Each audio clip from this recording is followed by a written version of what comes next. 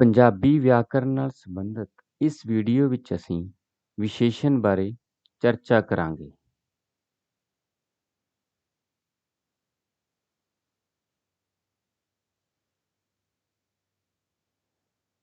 ਵਿਸ਼ੇਸ਼ਣ ਬਾਰੇ ਸਮਝਣ ਤੋਂ ਪਹਿਲਾਂ ਸ਼ਬਦ ਬੋਧ ਬਾਰੇ ਸਮਝਣਾ ਬਹੁਤ ਜ਼ਰੂਰੀ ਹੈ। ਸ਼ਬਦ ਬੋਧ ਬਾਰੇ ਅਲੱਗ ਤੋਂ ਇੱਕ ਵੀਡੀਓ ਮੌਜੂਦ ਹੈ, ਜਿਸ ਦਾ ਕਿ ਲਿੰਕ ਇਸ ਦੇ ਡਿਸਕ੍ਰਿਪਸ਼ਨ ਵਿੱਚ ਦਿੱਤਾ ਗਿਆ ਹੈ।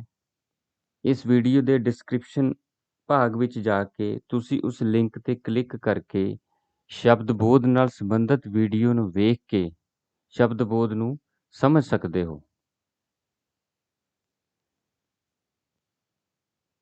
ਸ਼ਬਦ ਬੋਧ ਦੇ ਦੋ ਭਾਗ ਹਨ: ਸਾਰਥਕ ਸ਼ਬਦ, ਨਿਰਾਰਥਕ ਸ਼ਬਦ। ਸਾਰਥਕ ਸ਼ਬਦ ਅੱਗੇ ਫਿਰ 8 ਪ੍ਰਕਾਰ ਦੇ ਹਨ: ਨਾਂਵ, ਪੜਨਾਂਵ, ਵਿਸ਼ੇਸ਼ਣ, ਕਿਰਿਆ, ਕਿਰਿਆ ਵਿਸ਼ੇਸ਼ਣ, ਸੰਬੰਧਕ, ਯੋਜਕ, ਵਿਸਮਿਕ। ਇਹਨਾਂ ਸਾਰਿਆਂ ਬਾਰੇ ਅਲੱਗ-ਅਲੱਗ ਵੀਡੀਓ ਮੌਜੂਦ ਹਨ। ਆਓ ਵਿਸ਼ੇਸ਼ਣ ਨੂੰ ਸਮਝਦੇ ਹਾਂ।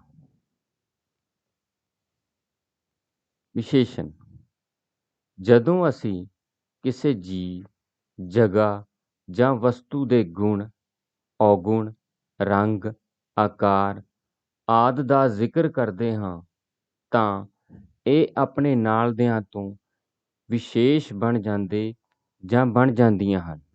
ਜਿਵੇਂ ਮੁੰਡਾ ਇੱਕ ਸਧਾਰਨ ਲੜਕਾ ਹੈ, ਪਰ ਮੁੰਡਾ ਬਹੁਤ ਸੋਹਣਾ ਹੈ ਇੱਕ ਵਿਸ਼ੇਸ਼ ਮੁੰਡੇ ਵੱਲ ਇਸ਼ਾਰਾ ਕਰਦਾ ਹੈ।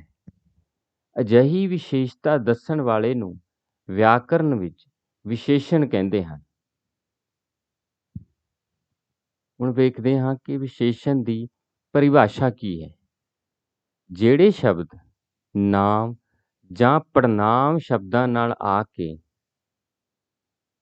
ਉਸ ਦੀ ਵਿਸ਼ੇਸ਼ਤਾ ਪ੍ਰਗਟ ਕਰਨ ਅਤੇ ਉਹਨਾਂ ਨੂੰ ਆਮ ਤੋਂ ਖਾਸ ਬਣਾਉਣ, ਉਹਨਾਂ ਨੂੰ ਵਿਸ਼ੇਸ਼ਣ ਕਿਹਾ ਜਾਂਦਾ ਹੈ। ਸੋ ਵਿਸ਼ੇਸ਼ਣ ਕਿਹੜੇ ਸ਼ਬਦ ਹਨ? ਜਿਹੜੇ ਨਾਂਵ ਜਾਂ ਪੜਨਾਂਵ ਸ਼ਬਦਾਂ ਨਾਲ ਆ ਕੇ ਉਸ ਦੀ ਵਿਸ਼ੇਸ਼ਤਾ ਪ੍ਰਗਟ ਕਰਦੇ ਹਨ ਅਤੇ ਉਹਨਾਂ ਨੂੰ ਆਮ ਤੋਂ ਖਾਸ ਬਣਾਉਂਦੇ ਹਨ। ਜਿਵੇਂ ਕਾਲਾ, ਮਿਹਨਤੀ, ਡਰਪੋਕ, ਹਰਾ, ਲਾਲ, ਹੌਲੀ, ਮੋਟਾ, ਵਧੀਆ, ਚਲਾਕ, ਪਤਲਾ, ਪੰਜਵਾਂ, ਬਹਾਦਰ, ਅੱਧਾ, ਮਿੱਠਾ, ਤੇਜ਼, ਮੂਰਖ ਆਦਿ। ਵਿਸ਼ੇਸ਼ਣ 5 ਪ੍ਰਕਾਰ ਦੇ ਹੁੰਦੇ ਹਨ। ਸੋ ਵਿਸ਼ੇਸ਼ਣ ਦੀਆਂ 5 ਕਿਸਮਾਂ ਹਨ। ਕਿਹੜੀਆਂ-ਕਿਹੜੀਆਂ ਹਨ? ਪਹਿਲੀ ਹੈ ਗੁਣਵਾਚਕ ਵਿਸ਼ੇਸ਼ਣ, ਦੂਜੀ ਹੈ ਸੰਖਿਆਵਾਚਕ ਵਿਸ਼ੇਸ਼ਣ, ਤੀਜੀ ਹੈ ਪਰਿਮਾਣਵਾਚਕ ਵਿਸ਼ੇਸ਼ਣ, ਚੌਥੀ ਹੈ ਨਿਸ਼ਚੈਵਾਚਕ ਵਿਸ਼ੇਸ਼ਣ ਤੇ ਪੰਜਵੀਂ ਹੈ ਪੜਨਾਮੀ ਵਿਸ਼ੇਸ਼ਣ। ਆਓ ਇਹਨਾਂ ਨੂੰ ਵਿਸਥਾਰ ਵਿੱਚ ਸਮਝਦੇ ਹਾਂ।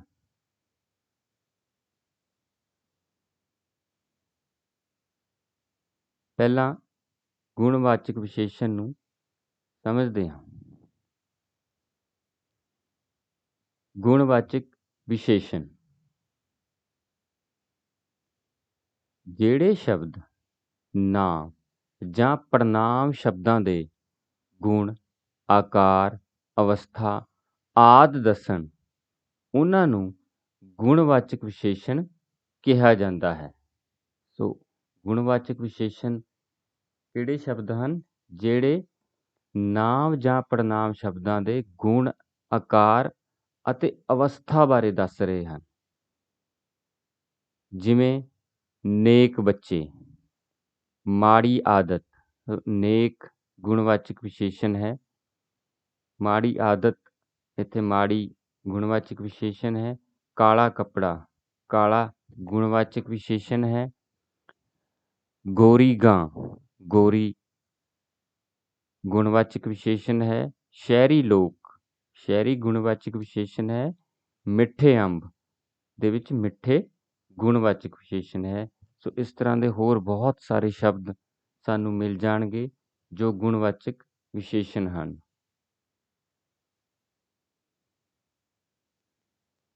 ਗੁਣਵਾਚਕ ਵਿਸ਼ੇਸ਼ਣ ਕਿਸੇ ਨਾਂਵ ਜਾਂ ਪੜ੍ਹਨਾਂਵ ਦੇ ਗੁਣ, ਔਗੁਣ, ਆਕਾਰ, ਅਵਸਥਾ ਆਦਿ ਦੇ 3 ਦਰਜਿਆਂ ਜਾਂ ਅਵਸਥਾਵਾਂ ਨੂੰ ਪ੍ਰਗਟ ਕਰਦੇ ਹਨ। ਸੋ ਇਹ ਧਿਆਨ ਦੇਣ ਯੋਗ ਗੱਲ ਹੈ ਕਿ ਗੁਣਵਾਚਕ ਵਿਸ਼ੇਸ਼ਣ ਨਾਂਵ ਜਾਂ ਪੜ੍ਹਨਾਂਵ ਦੇ ਗੁਣ, ਔਗੁਣ, ਆਕਾਰ, ਅਵਸਥਾ ਦੇ 3 ਦਰਜਿਆਂ ਨੂੰ ਪ੍ਰਗਟ ਕਰਦੇ ਹਨ। ਪਹਿਲਾ ਦਰਜਾ ਕੀ ਹੈ ਜਾਂ ਅਵਸਥਾ ਕੀ ਹੈ? ਗੁਣ ਜਾਂ ਦੋਸ਼ ਦੀ ਅਵਸਥਾ, ਜਿਵੇਂ ਨੇਕ, ਚੰਗਾ, ਸੱਚਾ, ਝੂਠਾ, ਬੁਰਾ, ਖੱਟਾ ਆਦਿ। ਅਗਲਾ ਦਰਜਾ ਜਾਂ ਅਵਸਥਾ ਹੈ ਆਕਾਰ ਜਾਂ ਵਿਵਸਥਾ ਦੀ ਅਵਸਥਾ, ਖੁੱਲਾ, ਭੀੜਾ, ਉੱਚਾ, ਨੀਵਾਂ, ਮੋਟਾ, ਪਤਲਾ, ਲੰਮਾ, ਮਧਰਾ ਆਦਿ। ਫਿਰ ਤੀਜਾ ਦਰਜਾ ਜਾਂ ਅਵਸਥਾ ਹੈ ਦਸ਼ਾ ਦੀ ਅਵਸਥਾ, ਨੌਜਵਾਨ, ਬੁੱਢਾ, ਨਰਮ, ਗਰਮ, ਰੋਗੀ ਆਦਿ।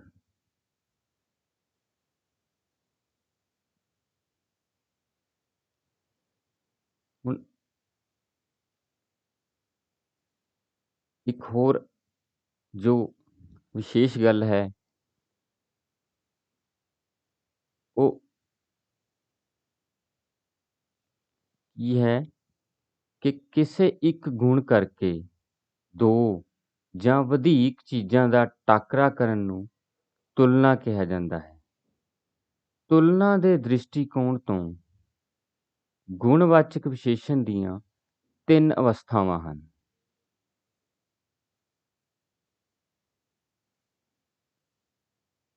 ਪਹਿਲੀ ਹੈ ਸਧਾਰਨ ਅਵਸਥਾ, ਦੂਜੀ ਹੈ ਅਧਿਕਤਰ ਅਵਸਥਾ, ਤੀਜੀ ਹੈ ਅਧਿਕਤਮ ਅਵਸਥਾ। ਸਧਾਰਨ ਅਵਸਥਾ ਕੀ ਹੈ? ਜਦੋਂ ਕਿਸੇ ਨਾਂਵ ਜਾਂ ਪੜ੍ਹਨਾਂਵ ਦੇ ਵਿਸ਼ੇਸ਼ਣ ਦਾ ਗੁਣ, ਔਗੁਣ ਸਧਾਰਨ ਰੂਪ ਵਿੱਚ ਹੀ ਦੱਸਿਆ ਜਾਵੇ, ਕਿਸੇ ਦੂਜੇ ਨਾਂਵ ਜਾਂ ਪੜ੍ਹਨਾਂਵ ਦੇ ਵਿਸ਼ੇਸ਼ਣ ਨਾਲ ਤੁਲਨਾ ਨਾ ਕੀਤੀ ਜਾਵੇ ਤਾਂ ਗੁਣਵਾਚਕ ਵਿਸ਼ੇਸ਼ਣ ਦੀ ਸਧਾਰਨ ਅਵਸਥਾ ਹੁੰਦੀ ਹੈ। ਸੋ ਜਦੋਂ ਕਿਸੇ ਨਾਂਵ ਜਾਂ ਪੜ੍ਹਨਾਂਵ ਦੇ ਗੁਣ, ਔਗੁਣ ਨੂੰ ਸਧਾਰਨ ਰੂਪ ਵਿੱਚ ਹੀ ਦੱਸਿਆ ਜਾ ਰਿਹਾ ਹੈ, ਕਿਸੇ ਦੂਜੇ ਨਾਂਵ ਜਾਂ ਪੜ੍ਹਨਾਂਵ ਦੇ ਵਿਸ਼ੇਸ਼ਣ ਨਾਲ ਤੁਲਨਾ ਨਹੀਂ ਕੀਤੀ ਜਾ ਰਹੀ ਤਾਂ ਉਹ ਗੁਣਵਾਚਕ ਵਿਸ਼ੇਸ਼ਣ ਦੀ ਸਧਾਰਨ ਅਵਸਥਾ ਹੈ। ਜਿਵੇਂ ਇਹ ਵਧੀਆ ਕਾਲਜ ਹੈ, ਵਾਕ ਵਿੱਚ ਵਧੀਆ ਸਧਾਰਨ ਅਵਸਥਾ ਦਾ ਗੁਣਵਾਚਕ ਵਿਸ਼ੇਸ਼ਣ ਹੈ, ਕਿਉਂਕਿ ਸਿਰਫ ਕਾਲਜ ਦੀ ਹੀ ਗੱਲ ਹੋ ਰਹੀ ਹੈ, ਕਿਸੇ ਦੂਜੇ ਨਾਲ ਤੁਲਨਾ ਨਹੀਂ ਹੋ ਰਹੀ। ਇਸੇ ਕਰਕੇ ਇਹ ਗੁਣਵਾਚਕ ਵਿਸ਼ੇਸ਼ਣ ਦੀ ਸਧਾਰਨ ਅਵਸਥਾ ਹੈ। ਅਧਿਕਤਰ ਅਵਸਥਾ, ਜਦੋਂ ਕਿਸੇ 2 ਵਿਸ਼ੇਸ਼ਾਂ ਦੇ ਗੁਣ ਜਾਂ ਔਗੁਣ ਦੀ ਇੱਕ ਦੂਜੇ ਨਾਲ ਤੁਲਨਾ ਕੀਤੀ ਜਾਵੇ ਅਤੇ ਇੱਕ ਨੂੰ ਦੂਜੇ ਨਾਲੋਂ ਅਧਿਕ ਦੱਸਿਆ ਜਾਵੇ ਤਾਂ ਗੁਣਵਾਚਕ ਵਿਸ਼ੇਸ਼ਣ ਦੀ ਅਧਿਕਤਰ ਅਵਸਥਾ ਹੁੰਦੀ ਹੈ। ਸੋ ਇੱਥੇ ਕੀ ਹੈ, 2 ਵਿਸ਼ੇਸ਼ਾਂ ਦੇ ਗੁਣ ਜਾਂ ਔਗੁਣ ਦੀ ਇੱਕ ਦੂਜੇ ਨਾਲ ਤੁਲਨਾ ਹੋ ਰਹੀ ਹੈ ਤੇ ਇੱਕ ਨੂੰ ਦੂਜੇ ਨਾਲੋਂ ਅਧਿਕ ਦੱਸਿਆ ਜਾ ਰਿਹਾ ਹੈ। ਸੋ ਇਹ ਗੁਣਵਾਚਕ ਵਿਸ਼ੇਸ਼ਣ ਦੀ ਅਧਿਕਤਰ ਅਵਸਥਾ ਹੈ। ਜਿਵੇਂ ਇਹ ਕਾਲਜ ਉਸ ਨਾਲੋਂ ਵਧੀਆ ਹੈ। ਗੁਣਵਾਚਕ ਵਿਸ਼ੇਸ਼ਣ ਦੀ ਅਧਿਕਤਰ ਅਵਸਥਾ ਪ੍ਰਗਟ ਕਰਨ ਲਈ ਵਿਸ਼ੇਸ਼ਣ ਸ਼ਬਦ ਤੋਂ ਪਹਿਲਾਂ ਤੋਂ ਜਾਂ ਨਾਲੋਂ ਸ਼ਬਦ ਦੀ ਵਰਤੋਂ ਹੁੰਦੀ ਹੈ। ਸੋ ਇੱਥੇ ਸਾਡਾ ਵਿਸ਼ੇਸ਼ਣ ਸ਼ਬਦ ਜੋ ਹੈ ਵਧੀਆ, ਉਸ ਤੋਂ ਪਹਿਲਾਂ ਸ਼ਬਦ ਆਇਆ ਹੈ ਨਾਲੋਂ।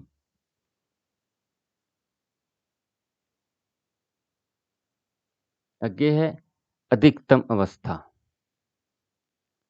ਜਦੋਂ ਦੋ ਤੋਂ ਵਧੇਕ ਵਿਸ਼ੇਸ਼ਾਂ ਦੀ ਆਪਸ ਵਿੱਚ ਤੁਲਨਾ ਕੀਤੀ ਜਾਵੇ ਅਤੇ ਇੱਕ ਨੂੰ ਸਭ ਨਾਲੋਂ ਚੰਗਾ ਜਾਂ ਮਾੜਾ ਦੱਸਿਆ ਜਾਵੇ। ਸੋ ਅਧਿਕਤਰ ਅਵਸਥਾ ਦੇ ਵਿੱਚ ਕੀ ਹੈ, ਦੋ ਵਿਸ਼ੇਸ਼ਾਂ ਦੀ ਤੁਲਨਾ ਹੋ ਰਹੀ ਹੈ ਤੇ ਇੱਕ ਨੂੰ ਦੂਜੇ ਨਾਲੋਂ ਚੰਗਾ ਦੱਸਿਆ ਜਾ ਰਿਹਾ ਹੈ। ਸੋ ਇੱਥੇ ਕੀ ਹੈ, ਦੋ ਤੋਂ ਵਧੇਕ ਵਿਸ਼ੇਸ਼ਾਂ ਦੀ ਆਪਸ ਦੇ ਵਿੱਚ ਤੁਲਨਾ ਹੋ ਰਹੀ ਹੈ ਤੇ ਇੱਕ ਨੂੰ ਸਭ ਨਾਲੋਂ ਚੰਗਾ ਜਾਂ ਮਾੜਾ ਦੱਸਿਆ ਜਾਵੇ ਤਾਂ ਗੁਣਵਾਚਕ ਵਿਸ਼ੇਸ਼ਣ ਦੀ ਅਧਿਕਤਮ ਅਵਸਥਾ ਹੁੰਦੀ ਹੈ। ਜਿਵੇਂ ਇਹ ਕਾਲਜ ਸਭ ਨਾਲੋਂ ਵਧੀਆ ਹੈ, ਪਾਕ ਵਿੱਚ ਸਭ ਨਾਲੋਂ ਵਧੀਆ। ਸੋ ਸਭ ਨਾਲੋਂ ਵਧੀਆ ਜੋ ਹੈ ਉਹ ਗੁਣਵਾਚਕ ਵਿਸ਼ੇਸ਼ਣ ਦੀ ਅਧਿਕਤਮ ਅਵਸਥਾ ਹੈ।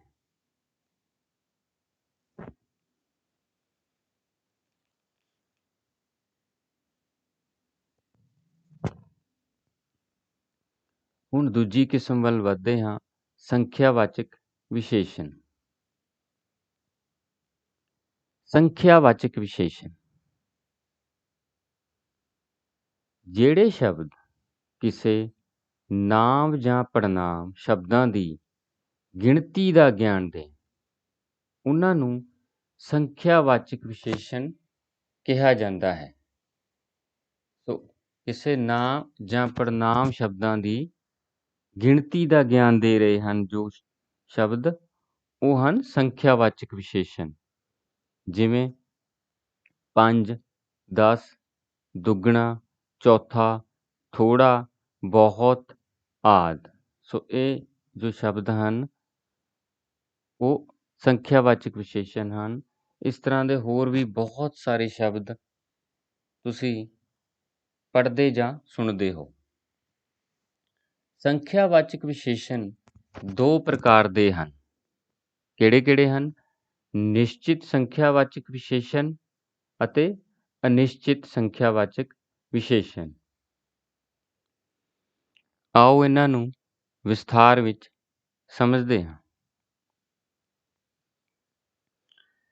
ਨਿਸ਼ਚਿਤ ਸੰਖਿਆਵਾਚਕ ਵਿਸ਼ੇਸ਼ਣ ਇਸ ਕਿਸਮ ਦੇ ਘੇਰੇ ਵਿੱਚ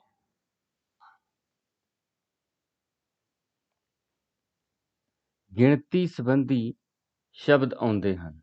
ਜਿਵੇਂ 1, 2, 3, 4, ਦੋਹਾਂ, ਚੌਹਾਂ, ਪੰਜਾਂ, ਦਸਾਂ ਆਦਿ।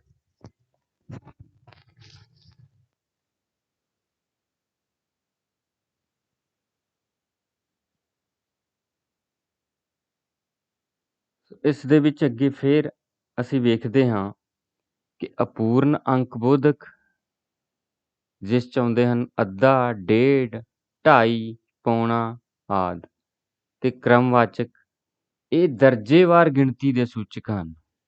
ਜਿਵੇਂ 7ਵਾਂ, 8ਵਾਂ, 10ਵਾਂ, 11ਵਾਂ ਆਦਿ।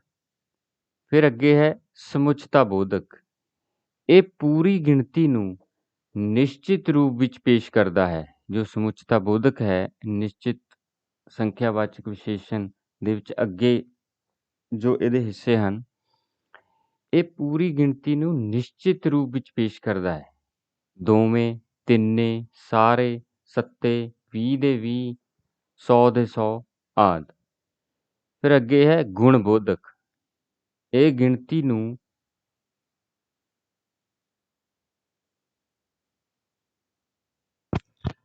ਗੁਣਾ ਕਰਕੇ ਦਰਸਾਉਂਦਾ ਹੈ। ਦੁੱਗਣਾ, ਤਿੱਗਣਾ, ਚੌਗਣਾ, 20 ਗੁਣਾ ਆਦਿ।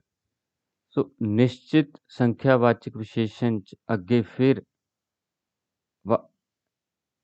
ਨਿਸ਼ਚਿਤ ਸੰਖਿਆਵਾਚਕ ਵਿਸ਼ੇਸ਼ਣ ਦੇ ਵਿੱਚ ਅਸੀਂ ਫਿਰ ਇਹਦੇ ਅੱਗੇ ਵੱਖ-ਵੱਖ ਰੂਪ ਵੇਖਦੇ ਹਾਂ।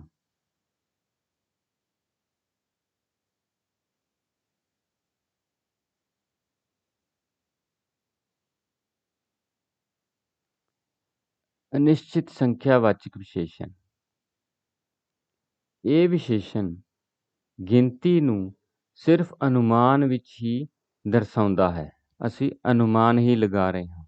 ਜਿਵੇਂ 5 ਕੁ, ਇੱਕ ਅੱਧਾ, ਥੋੜ੍ਹੇ, ਬਹੁਤੇ, ਕਈ, ਆਦਿ। ਸੋ ਅਨਿਸ਼ਚਿਤ ਸੰਖਿਆਵਾਚਕ ਵਿਸ਼ੇਸ਼ਣ ਦੇ ਵਿੱਚ ਸਿਰਫ ਅਨੁਮਾਨ ਨਾਲ ਹੀ ਕੰਮ ਚੱਲ ਰਿਹਾ ਹੈ। ਹੁਣ ਤੀਜੀ ਕਿਸਮ ਪਰਿਮਾਣਵਾਚਕ ਵਿਸ਼ੇਸ਼ਣ।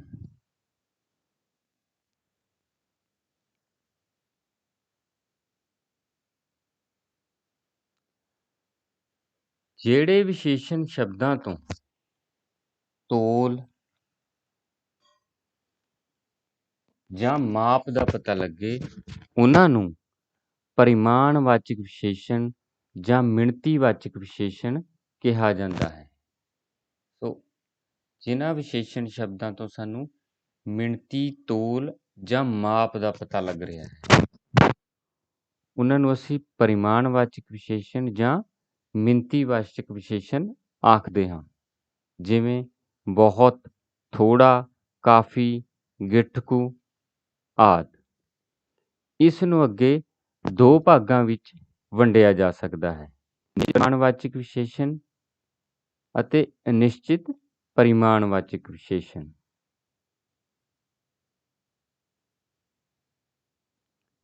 ਨਿਸ਼ਚਿਤ ਪਰਿਮਾਣਵਾਚਕ ਵਿਸ਼ੇਸ਼ਣ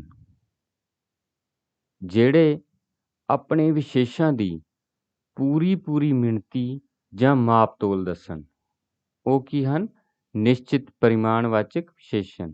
ਜਿਵੇਂ 2 ਕੁ ਹੱਥ ਲੰਮਾ ਰੱਸਾ, 2 ਕੁ ਲੀਟਰ ਤੇਲ, 5 ਕੁ ਕਿਲੋ ਆਟਾ, ਮੁੱਠ ਕੁ ਚੀਨੀ ਆਦਿ। ਫਿਰ ਅਨਿਸ਼ਚਿਤ ਪਰਿਮਾਣਵਾਚਕ ਵਿਸ਼ੇਸ਼ਣ ਕੀ ਹਨ? ਜਿਹੜੇ ਆਪਣੇ ਵਿਸ਼ੇਸ਼ਾਂ ਦੀ ਪੂਰੀ ਮਿਣਤੀ ਜਾਂ ਮਾਪ ਤੋਲ ਨਾ ਦੱਸਣ। ਨਿਸ਼ਚਿਤ ਪਰਿਮਾਣਵਾਚਕ ਕੀ ਹਨ? ਜਿਹੜੇ ਆਪਣੇ ਵਿਸ਼ੇਸ਼ਾਂ ਦੀ ਪੂਰੀ ਮਿਣਤੀ ਜਾਂ ਮਾਪ ਤੋਲ ਦੱਸਣ। ਅਤੇ ਅਨਿਸ਼ਚਿਤ ਪਰਿਮਾਣਵਾਚਕ ਵਿਸ਼ੇਸ਼ਣ ਕੀ ਹਨ? ਜਿਹੜੇ ਆਪਣੇ ਵਿਸ਼ੇਸ਼ਾਂ ਦੀ ਪੂਰੀ ਮਿਣਤੀ ਜਾਂ ਮਾਪ ਤੋਲ ਨਾ ਦੱਸਣ। ਜਿਵੇਂ ਬਹੁਤ, ਥੋੜ੍ਹਾ, ਕਾਫੀ, ਚੋਖਾ, ਸਾਰਾ, ਕੁਝ, ਵੱਧ ਆਦਿ। ਹੁਣ ਵਿਸ਼ੇਸ਼ਣ ਦੀ ਚੌਥੀ ਕਿਸਮ ਨਿਸ਼ਚੈਵਾਚਕ ਵਿਸ਼ੇਸ਼ਣ।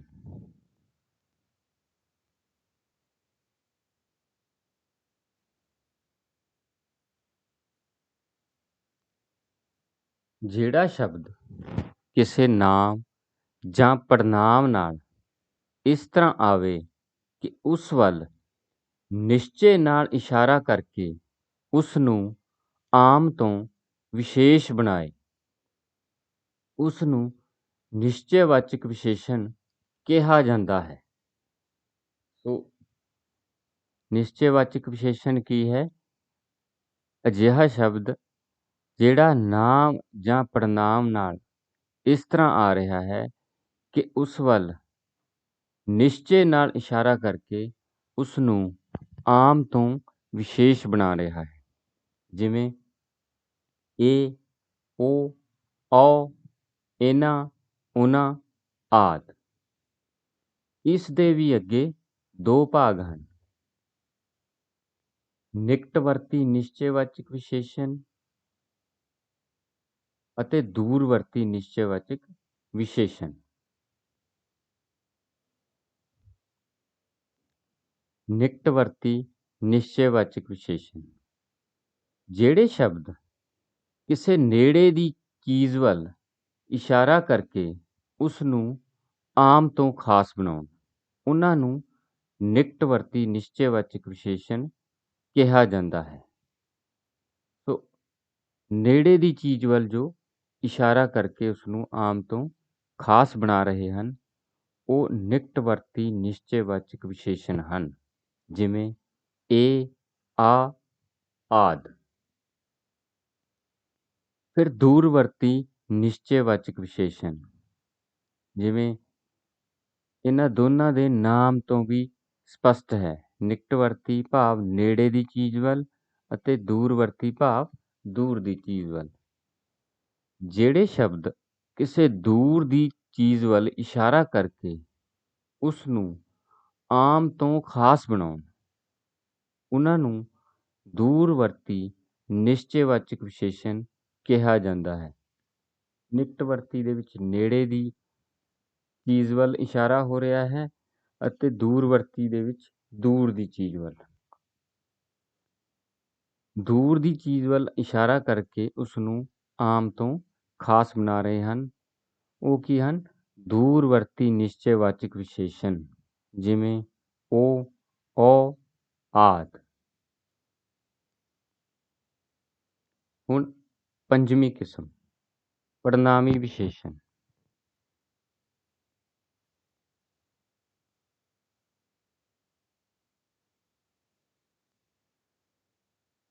ਜਿਹੜਾ ਪੜਨਾਮ ਸ਼ਬਦ ਵਾਕ ਦੇ ਪ੍ਰਸੰਗ ਵਿੱਚ ਕਿਸੇ ਨਾਮ ਸ਼ਬਦ ਨਾਲ ਆ ਕੇ ਵਿਸ਼ੇਸ਼ਣ ਦਾ ਕੰਮ ਦੇਵੇ, ਉਸ ਨੂੰ ਪੜਨਾਮੀ ਵਿਸ਼ੇਸ਼ਣ ਕਿਹਾ ਜਾਂਦਾ ਹੈ। ਸੋ ਪੜਨਾਮੀ ਵਿਸ਼ੇਸ਼ਣ ਕੀ ਹੈ? ਇਸ ਦੇ ਨਾਮ ਤੋਂ ਵੀ ਸਪਸ਼ਟ ਹੈ ਕਿ ਜਿਹੜਾ ਪੜਨਾਮ ਸ਼ਬਦ ਵਾਕ ਦੇ ਪ੍ਰਸੰਗ ਦੇ ਵਿੱਚ ਕਿਸੇ ਨਾਮ ਸ਼ਬਦ ਦੇ ਨਾਲ ਆ ਕੇ ਵਿਸ਼ੇਸ਼ਣ ਦਾ ਵੀ ਕੰਮ ਦੇ ਰਿਹਾ ਹੈ, ਉਸ ਨੂੰ ਅਸੀਂ ਪੜਨਾਮੀ ਵਿਸ਼ੇਸ਼ਣ ਆਖ ਰਹੇ ਹਾਂ। ਜਿਵੇਂ ਕਿਹੜਾ ਘਰ, ਸਾਡਾ ਸਕੂਲ, ਮੇਰੀ ਕਿਤਾਬ ਆਦਿ। ਸੋ ਇੱਥੇ ਕਿਹੜਾ, ਸਾਡਾ ਤੇ ਮੇਰੀ ਜੋ ਹਨ ਉਹ ਪੜਨਾਮੀ ਵਿਸ਼ੇਸ਼ਣ ਹਨ। ਹੁਣ ਵਾਕ ਰਾਹੀਂ ਸਮਝਦੇ ਹਾਂ। ਤੁਹਾਡੇ ਕੱਪੜੇ ਬਿਲਕੁਲ ਨਵੇਂ ਹਨ।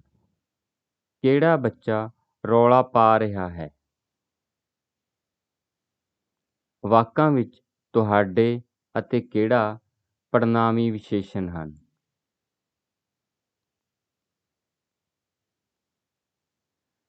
ਪੜਨਾਮੀ ਵਿਸ਼ੇਸ਼ਣ ਵੀ ਅੱਗੇ ਦੋ ਤਰ੍ਹਾਂ ਦੇ ਹੁੰਦੇ ਹਨ। ਮੂਲ ਰੂਪ ਪੜਨਾਮੀ ਵਿਸ਼ੇਸ਼ਣ ਅਤੇ ਉਤਪੰਨ ਰੂਪ ਪੜਨਾਮੀ ਵਿਸ਼ੇਸ਼ਣ।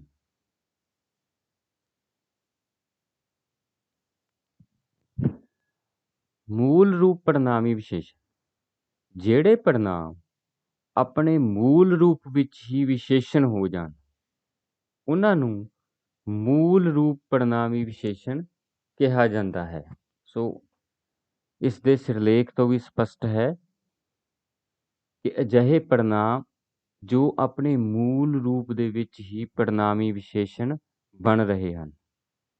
ਜਿਵੇਂ ਕਿਹੜਾ ਬੱਚਾ ਰੌਲਾ ਪਾ ਰਿਹਾ ਹੈ।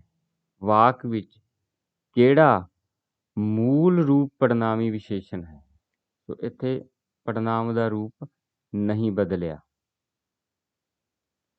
ਸੋ ਮੂਲ ਰੂਪ ਪੜਨਾਮੀ ਵਿਸ਼ੇਸ਼ਣ ਹੋਰ ਕਿਹੜੇ ਹੋ ਸਕਦੇ ਹਨ? ਜਿਵੇਂ ਕੀ, ਕੌਣ, ਕਿਹੜੇ ਆਦਿ। ਅੱਗੇ ਉਤਪੰਨ ਰੂਪ ਪੜਨਾਮੀ ਵਿਸ਼ੇਸ਼ਣ, ਜਿਹੜੇ ਸ਼ਬਦ ਪੜਨਾਮ ਤੋਂ ਬਣ ਕੇ ਵਿਸ਼ੇਸ਼ਣ ਦਾ ਕੰਮ ਦੇਣ, ਉਹਨਾਂ ਨੂੰ ਉਤਪੰਨ ਰੂਪ ਪੜਨਾਮੀ ਵਿਸ਼ੇਸ਼ਣ ਕਿਹਾ ਜਾਂਦਾ ਹੈ। ਸੋ ਮੂਲ ਰੂਪ ਦੇ ਵਿੱਚ ਪੜਨਾਮ ਦਾ ਜੋ ਸਰੂਪ ਹੈ ਉਹ ਨਹੀਂ ਬਦਲ ਰਿਹਾ, ਪਰ ਉਤਪੰਨ ਰੂਪ ਦੇ ਵਿੱਚ ਪੜਨਾਮ ਜੋ ਹੈ ਉਹ ਆਪਣਾ ਰੂਪ ਬਦਲ ਕੇ ਵਿਸ਼ੇਸ਼ਣ ਦਾ ਕੰਮ ਦੇ ਰਿਹਾ ਹੈ। ਜਿਵੇਂ ਵਾਕ ਹੈ ਕਿੰਨੀ ਖੰਡ ਚਾਹੀਦੀ ਹੈ। ਵਾਕ ਵਿੱਚ ਕਿੰਨੀ ਉਤਪੰਨ ਰੂਪ ਪੜਨਾਮੀ ਵਿਸ਼ੇਸ਼ਣ ਹੈ। ਸੋ ਇੱਥੇ ਕਿੰਨੀ ਜੋ ਹੈ ਉਹ ਮੂਲ ਰੂਪ ਪੜਨਾਮੀ ਵਿਸ਼ੇਸ਼ਣ ਨਹੀਂ ਬਲਕਿ ਉਤਪੰਨ ਰੂਪ ਪੜਨਾਮੀ ਵਿਸ਼ੇਸ਼ਣ ਹੈ, ਕਿਉਂਕਿ ਇਸ ਨੇ ਆਪਣਾ ਜੋ ਰੂਪ ਹੈ ਉਹ ਬਦਲ ਲਿਆ ਹੈ। ਹੋਰ ਉਦਾਹਰਨਾਂ ਹਨ, ਜਿਵੇਂ ਕਿੰਨਾ, ਮੇਰਾ, ਤੇਰਾ ਆਦਿ। ਸੋ ਇਹ ਵਿਸ਼ੇਸ਼ਣ ਬਾਰੇ ਪੂਰੀ ਦੀ ਪੂਰੀ ਵਿਸਥਾਰ ਦੇ ਵਿੱਚ ਜੋ ਗੱਲ ਅਸੀਂ ਕੀਤੀ ਹੈ, ਹੁਣ ਅਭਿਆਸ ਦੇ ਰਾਹੀਂ ਅਸੀਂ ਪਰਖ ਕਰਦੇ ਹਾਂ ਕਿ ਸਾਨੂੰ ਕਿੰਨੀ ਕੁ ਸਮਝ ਆਈ ਹੈ। ਹੇਠ ਲਿਖੇ ਪ੍ਰਸ਼ਨਾਂ ਦੇ ਉੱਤਰ ਪੁਸਤਿਕਾ ਵਿੱਚ ਲਿਖੋ। ਵਿਸ਼ੇਸ਼ਣ ਦੀ ਪਰਿਭਾਸ਼ਾ ਨੂੰ ਉਦਾਹਰਨਾਂ ਸਹਿਤ ਸਮਝਾਓ। ਵਿਸ਼ੇਸ਼ਣ ਦੀਆਂ ਕਿੰਨੀਆਂ ਕਿਸਮਾਂ ਹਨ? ਉਦਾਹਰਨਾਂ ਦੇ ਕੇ ਦੱਸੋ। ਪਰਿਮਾਣਵਾਚਕ ਵਿਸ਼ੇਸ਼ਣ ਕਿੰਨੇ ਪ੍ਰਕਾਰ ਦਾ ਹੁੰਦਾ ਹੈ? ਉਦਾਹਰਨਾਂ ਸਾਹਿਤ ਨਾਂ ਲਿਖੋ। ਪੜ੍ਹਨਾਵੀ ਵਿਸ਼ੇਸ਼ਣ ਦੀ ਪਰਿਭਾਸ਼ਾ ਲਿਖੋ। ਸੋ ਇਹਨਾਂ ਸਾਰੇ ਪ੍ਰਸ਼ਨਾਂ ਦੇ ਉੱਤਰ ਜਾਂ ਅੱਗੇ ਵੀ ਜੋ ਪ੍ਰਸ਼ਨ ਆ ਰਹੇ ਹਨ, ਇਹਨਾਂ ਸਭ ਦੇ ਉੱਤਰ ਤੁਸੀਂ ਵੀਡੀਓ ਨੂੰ ਵੇਖ ਕੇ ਵਿਸ਼ੇਸ਼ਣ ਬਾਰੇ ਚੰਗੀ ਤਰ੍ਹਾਂ ਸਮਝ ਕੇ ਆਪਣੀ ਕਾਪੀਆਂ ਦੇ ਵਿੱਚ ਲਿਖਣੇ ਹਨ। ਅਗਲੇ ਅਭਿਆਸ ਵੱਲ ਵੱਧਦੇ ਹਾਂ। ਜਿਹੜੇ ਪ੍ਰਸ਼ਨ ਅਸੀਂ ਹੁਣ ਅੱਗੇ ਪੁੱਛਾਂਗੇ, ਉਹਨਾਂ ਵਿੱਚੋਂ ਕੁਛ ਦੇ ਤੁਹਾਨੂੰ ਉੱਤਰ ਇੱਥੇ ਮਿਲ ਜਾਣਗੇ, ਕੁਛ ਦੇ ਤੁਸੀਂ ਆਪ ਲੱਭਣੇ ਹਨ। ਸੋ ਜਿਨ੍ਹਾਂ ਪ੍ਰਸ਼ਨਾਂ ਦੇ ਉੱਤਰ ਨਹੀਂ ਸਮਝ ਆ ਰਹੇ ਜਾਂ ਕੋਈ ਉਲਝਣ ਹੋ ਰਹੀ ਹੈ, ਤਾਂ ਤੁਸੀਂ ਕਮੈਂਟ ਸੈਕਸ਼ਨ ਦੇ ਵਿੱਚ ਜਾ ਕੇ ਆਪਣਾ ਪ੍ਰਸ਼ਨ ਜਾਂ ਜੋ ਵੀ ਤੁਹਾਨੂੰ ਕੋਈ ਉਲਝਣ ਹੈ ਉੱਥੇ ਲਿਖ ਦੇਣੀ ਹੈ, ਤੁਹਾਨੂੰ ਉਸ ਦਾ ਉੱਤਰ ਮਿਲ ਜਾਏਗਾ। ਸੋ ਪ੍ਰਸ਼ਨ ਪਹਿਲਾ ਕੀ ਹੈ? ਜਿਹੜੇ ਸ਼ਬਦ ਨਾਂਵ ਜਾਂ ਪੜ੍ਹਨਾਂਵ ਸ਼ਬਦ ਨਾਲ ਆ ਕੇ ਉਸ ਦੀ ਵਿਸ਼ੇਸ਼ਤਾ ਪ੍ਰਗਟ ਕਰਨ ਤੇ ਉਹਨਾਂ ਨੂੰ ਆਮ ਤੋਂ ਖਾਸ ਬਣਾਉਣ, ਉਹਨਾਂ ਨੂੰ ਕੀ ਕਿਹਾ ਜਾਂਦਾ ਹੈ? ਸਾਡੇ ਕੋਲ 4 ਵਿਕਲਪ ਹਨ: ਵਿਸ਼ੇਸ਼ਣ, ਨਾਂਵ, ਕਿਰਿਆ, ਪੜ੍ਹਨਾਂਵ। ਆਓ ਵੇਖਦੇ ਹਾਂ ਸਹੀ ਉੱਤਰ ਕੀ ਹੈ। ਪੜ੍ਹਨਾਂਵ ਨਹੀਂ ਹੈ, ਉਹ ਗਾਇਬ ਹੋ ਗਿਆ ਹੈ। ਕਿਰਿਆ ਵੀ ਨਹੀਂ ਹੈ, ਨਾਮ ਵੀ ਨਹੀਂ ਹੈ। ਸੋ ਸਹੀ ਉੱਤਰ ਹੈ ਵਿਸ਼ੇਸ਼ਣ। ਅਗਲਾ ਪ੍ਰਸ਼ਨ, ਵਿਸ਼ੇਸ਼ਣ ਕਿੰਨੀ ਪ੍ਰਕਾਰ ਦੇ ਹੁੰਦੇ ਹਨ? ਸਾਡੇ ਕੋਲ 4 ਵਿਕਲਪ ਹਨ: 4, 5, 6 ਜਾਂ 8। ਸੋ ਇਸ ਦਾ ਉੱਤਰ ਤੁਸੀਂ ਆਪ ਲੱਭਣਾ ਹੈ।